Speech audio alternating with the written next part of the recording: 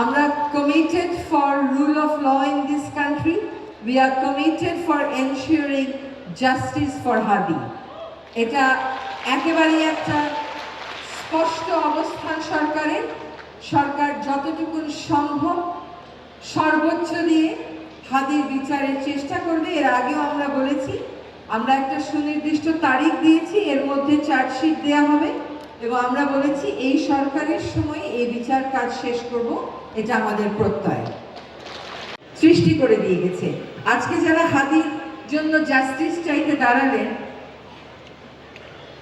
হাদি কি এই কয়টা বিষয়ে বিশ্বাস করত যে তার এই জিনিসগুলো লাগবে সমাজ পরিবর্তনের জন্য? তা তো সে বিশ্বাস করে নাই।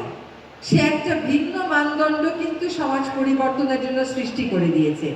আজকে এই উৎসব মুখর পরিবেশে যারা বিচারের দাবিতে দাঁড়ালেন, তারা একটা ভিন্ন বিষয়ে আমাদের মনোযোগ আকর্ষণ করলেন এবং সেটাই পরিবর্তন, যে পরিবর্তনের স্বপ্ন বাংলাদেশ দেখছে।